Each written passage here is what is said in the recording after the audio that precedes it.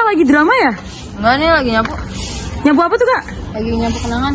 Banyak banget. Beragam. Kayak kemajemukan. Jadi, buat aku tuh kemajemukan adalah keberagaman dalam berbagai aspek dalam hidup kita. Contohnya sosial ataupun budaya. Nah, terkhusus di Indonesia, tingkatan kemajemukan itu sangat tinggi karena Indonesia terdiri dari 17.000 pulau yang dimana mencakup dari berbagai macam aspek yang ada di dalam hidup kita. Nah, dari banyaknya kepulauan yang ada di Indonesia, sehingga terbagilah manusia dan tersebarlah manusia di berbagai pulau tersebut, yang membuat adanya keberagaman baik secara suku, ras, budaya, bahasa, bahkan agama. Yang di Indonesia tercatat secara resmi ada 6 jenis agama, yaitu yang pertama Islam, Kristen, Katolik, Hindu, Buddha, dan Konghucu. Oke, jadi apa penyebab dari adanya kemajemukan? Jadi kemajemukan itu ada karena tiap manusia itu tinggal di daerah yang berbeda-beda. Dan itu sangat berpengaruh bagi manusia. Contohnya mungkin pertama warna kulit. Warna kulit itu dipengaruhi oleh sinar dari matahari.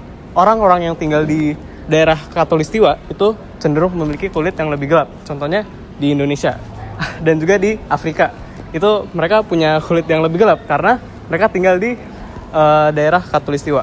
Lalu orang-orang yang berkulit cerah itu tinggal di jauh dari garis Khatulistiwa. Karena mereka terpapar mataharinya itu tidak sepanas yang ada di Khatulistiwa.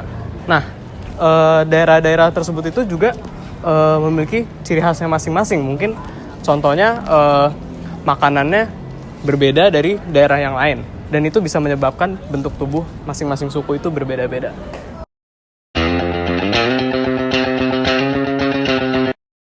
Oke teman-teman, selanjutnya kita bakal ngebahas tentang tujuan kemajemukan. Jadi ada 3 fungsi utama kemajemukan. Yang pertama untuk menghargai perbedaan yang ada.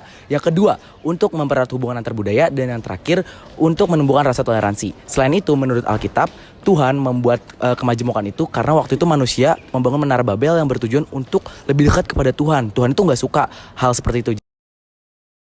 Jadi sesuai dengan Kejadian 1 ayat 28, Tuhan menginginkan manusia untuk memenuhi seluruh bumi.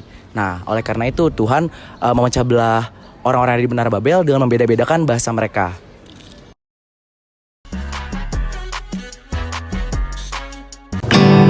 Nah teman-teman, kita bisa mendapatkan pelajaran dari kemajemukan, yaitu Tuhan menciptakan kita secara berbeda-beda nih teman-teman dari setiap manusianya. Nah perbedaannya itu ada emosi, fisik, kemampuan, pekerjaan, ekonomi, suku, dan ras dan lain-lainnya. Nah kita juga diajarkan Tuhan untuk menghargai dan menghormati sesama dari perbedaan yang kita punya.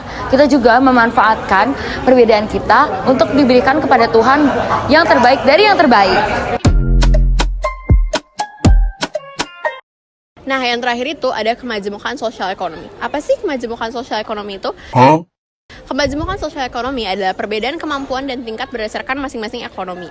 Nah, jadi dari contohnya itu ada ekonomi dari masyarakat yang tinggal di kota besar dan juga masyarakat yang tinggal di kota terpencil.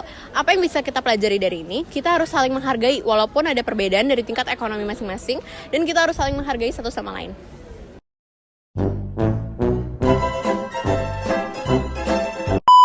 Hitung dong. Tingkatan ekonomi berdasarkan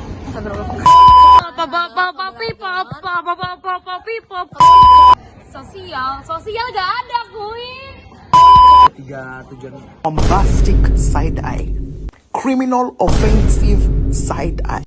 Ada suara Ya apa? Allah.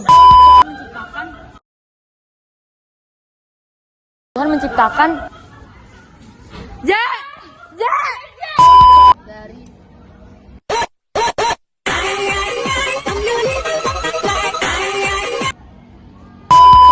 antara lain untuk